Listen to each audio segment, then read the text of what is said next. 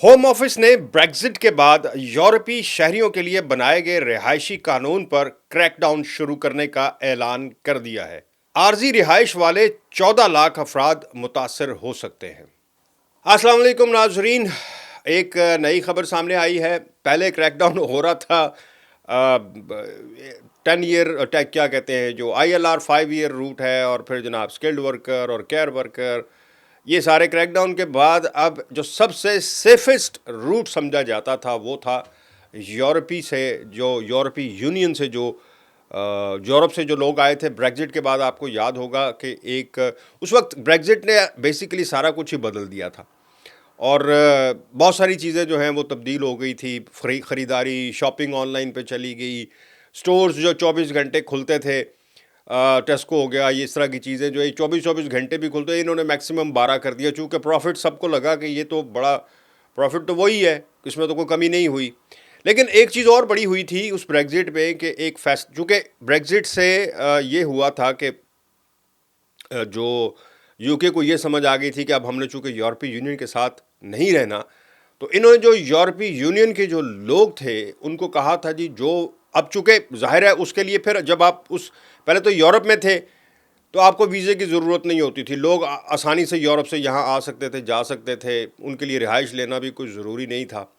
پھر انہوں نے اناؤنس کر دیا کہ جی ٹھیک ہے، اب چونکہ ہم باہر آ گئے، اب آپ کو یا تو واپس جانا ہوگا تو یا آپ یہاں کی نیشنلٹی اپلائی کریں۔ اس کے لیے ایک اسپیشل اسکیم نکالی گئی تھی کہ مستقل رہائش، یورپی یونین کے پری سیٹلمنٹ جو تھا، ایک اسکیم نکالی گئی تھی کہ ایک تو ہوگا عارضی رہائش کا اور ایک ہوگا مستقل رہائش کا قانون۔ اس کی 2 کیٹیگریز تھی۔ ایک میں یہ تھا کہ جو لوگ آلریڈی 5 سال UK میں گزار چکے ہیں، یعنی جو یہاں رہ رہے ہیں، ان کو دے دی جائے گی نیشنلٹی، وہ سیدھا نیشنلٹی اپلائی کریں اور پاسپورٹ، برٹش پاسپورٹ لیں اور بات ختم۔ لیکن کچھ لوگ ایسے تھے جو 5 سال مستقل یہاں نہیں رہے تھے، یعنی وہ وقفے سے کچھ عرصہ جو ہے وہ یہاں رہتے رہے، پھر چلے جاتے تھے، پھر آئے، پھر رہے۔ ان کو عارضی رہائش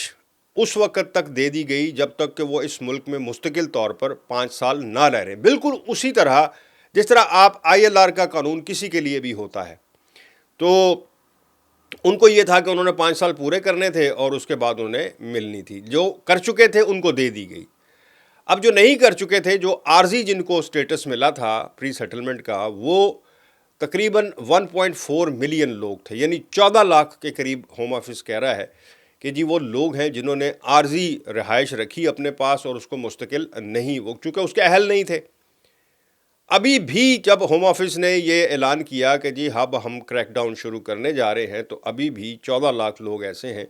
جنہوں نے ابھی بھی عارضی رہائش رکھی ہوئی ہے، اور ان کے جو ہیں اس ملک میں 30 مہینے بھی پورے نہیں ہو رہے۔ 5 سال تو بڑی دور کی بات ہے، 30 مہینے بھی مستقل وہ اس ملک میں نہیں رہے۔ اب ان کے جو ہے ویزے جو ہیں وہ ختم ہونا شروع کرنے والے ہیں۔ ہوم آفس نے ایک طریقہ کار نافذ کرنے کا اعلان کیا ہے، جس کے تحت وہ دیکھیں گے کہ جتنے لوگوں کے پاس پری سیٹلمنٹ سٹیٹس ہے، یعنی جن کے 30 مہینے پورے نہیں ہوئے، وہ کتنا عرصہ آتے جاتے رہے ہیں، ان کی ٹریول ہسٹری دیکھی جائے گی۔ انہوں نے کیونکہ ان کو، آپ کو پتہ ہے، ان کو تو الاؤ تھا، بینیفٹ بھی الاؤ تھے۔ جو یورپ سے آیا تھا نا، اس کے لیے تو موج تھی، وہ اپنی فیملی ویزے کی فیس جو تھی وہ پاؤنڈز میں ہوتی تھی۔ ہم لوگ ہزاروں میں دے رہے تھے، وہ پاؤنڈز میں دے رہے تھے، یعنی 100 سے بھی کم ہوتی تھی، اتنی کم فیس ہوتی تھی ان کے لیے۔ ان کو جو ہے جو سہولت دی گئی تھی، یہ اب واپس لے لی جائے گی، ان کی ٹریول ہسٹری چیک کی جائے گی۔ لیکن بعض لوگ یہ کہہ رہے ہیں کہ جی ٹریول ہسٹری سے تو کسی کے آنے جانے کا پتہ نہیں چلتا، وہ غلط بھی ہو سکتی ہے، کسی اور کوئی اس نام کا، سیم نام کا آدمی جو ہے وہ ٹریول کر کے جا رہا ہو یا آ رہا ہو، اور آپ اس کے چکر میں جو جینون آدمی ہے اس کو کہیں اس کا ویزا ریووک نہ کر دیں۔ لیکن یہ ایک اچھی خبر نہیں ہے 14 لاکھ لوگوں کے لیے جو یورپ سے UK میں آئے تھے رہنے کے لیے اور مستقل یہاں نہیں رہے ہیں، ان کو اب ان کا ویزا جو ہے وہ ختم کرنے جا رہے ہیں۔ اگر کوئی آپ کے جاننے والا کوئی ایسا ہو جس کے پاس اس قسم کی رہائش ہو، یا وہ، تو انہیں بھی جناب اویئر کریں کہ یہ بہت بڑا مسئلہ ان کے لیے بن جائے گا، پھر یہ واپس ریورس نہیں ہوگا۔ یہ جناب خبر تھی، مجھے دیں اجازت، اللہ حافظ۔